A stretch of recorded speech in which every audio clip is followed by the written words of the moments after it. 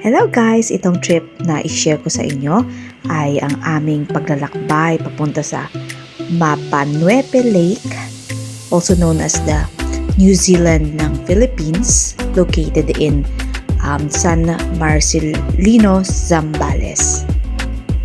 Actually, itong trip namin na ito ay drinowing namin mga 4 or 5 years ago.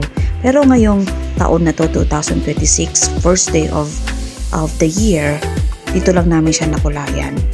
Ang i-share ko lang sa inyo ay mga tips or mga experiences namin and mga tips kung paano pumunta dito sa lugar nito at paano siya mai-enjoy. Ito palang video na nakita niyo na ngayon ay ito na yung lampas na ng pinaka main entrance papunta na sa lake or sa campsite kung tawagin din nila. Makikita nyo rin sa video na parang pumasok kayo sa safari, as in plain siya, grasslands, and makikita nyo dito yung madaming pine trees, and also malubak yung area. Nagpunta kami dito na may convoy, so nag-research muna kami about this place, and akala namin madali lang kasi nga 4 hours lang naman siya. So yung kasama namin sa kabilang sakyan, nauna na sila, yun ang alam namin. And then nahirapan kami kasi nga wala kaming means na makontak sila kasi wala talagang signal sa area pagpasok nitong pagpasok pa lang ng entrance. So take note, walang signal. So dapat pag pumunta kayo dito at may makasama kayo, dapat sabay-sabay na kayong or mag-convoy na talaga kayo. Sa entrance naman, meron ng mga tao na nag-o-offer na kumuha kami ng tourist guide kasi nga first time namin doon. Sabi nga nila, baka maligaw daw kami kasi nga sari-sariwa yung daan, baka kung saan daw kami mapunta. Pero dahil sa pagtitipid namin at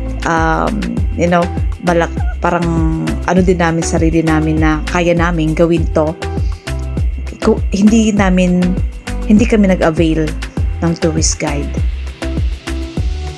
So nagdepend lang kami sa instinct namin na kung saan yung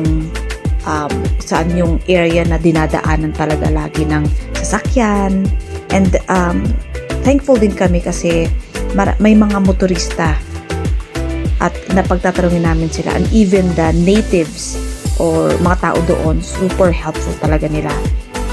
Isa na rin sa naging reason ko bakit nahirapan kami para matunton or ma-reach yung campsite is walang signages.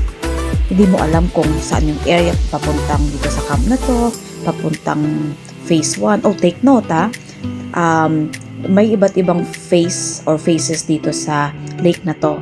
Phase 1, phase 2, phase 3, phase 4, phase 5. Pero pinaka-popular is the phase 1. At thankfully, bago kami umalis o bago kami maghiwala, hiwa-hiwalay na makasama namin is parang na-inculcate ko na sa kanila na phase 2. Para yun ang pinaka-target namin. So, ayan, tahan. Number 1, walang signal. So, mahirap mag-contact or mag-ask ng help. The second one is walang signages. Yun yung pangalawang problema dito. And then, yun nga, dito sa place na to, bako-bako yung daan. May mga sapa din. Nakita nyo na sa previous video, may mga sapa din siya. So, planuhin nyo yung time na hindi ganun hindi maulan. Kasi syempre, yung sapa, tataas yan, may stranded kayo. And then make sure na yung sasakyan nyo is full tank siya and in good running condition. Kasi sa area walang mga tindahan, walang convenience store, walang gasoline station, at malayo pa talaga siya from the entrance. Parang 1 hour yata yun. Sobrang sakit na ng puwet namin kasi bako-bako yung daan, padilim na nun. Tapos medyo mga ilan nakikita naming mga pauwi na nakakasalubong namin. So, kabado kami, what if masiraan kami ng sakyan or na-stranded kami, saan kami mag-aas ng help? Wala namang signal ng cellphone. So, yun yung mga yun yung parang nagpakaba talaga sa amin. And then what's funny is that nung last na liko na, nagkamali pa kami ng liko. Luckily, merong bahay doon and willing sila kaming tulungan. Nabayad lang yata kami ng 200 pesos and then finally na-reach namin siya. Hindi kami nagtagal dito sa area kasi nga kailangan naming hanapin yung mga kasama namin. So napunta kami sa phase 2, phase 3, from phase 1 to phase 3. And then gabi na, sabi ko, kung hindi natin sila makita dito, uwi na lang tayo, sabi ko.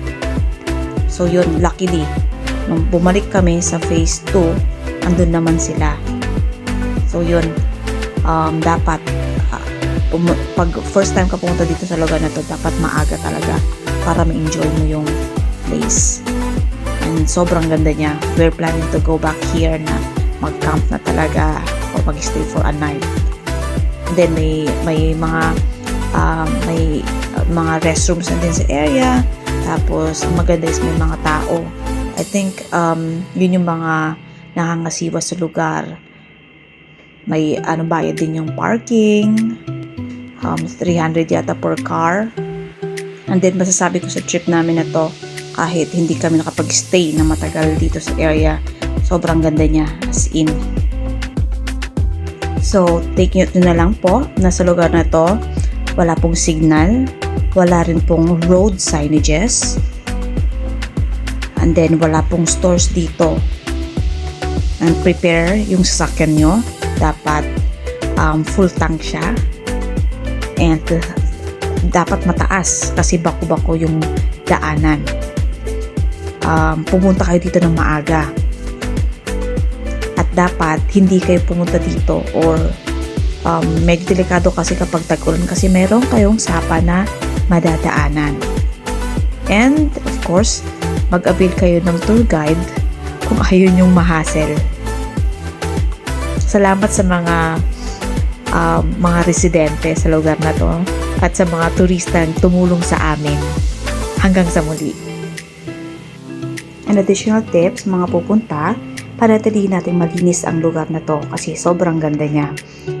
And respetuhin natin yung mga tao, yung mga residente dito, at mga kapwa nating mga tourist. Yun lang po. Enjoy watching!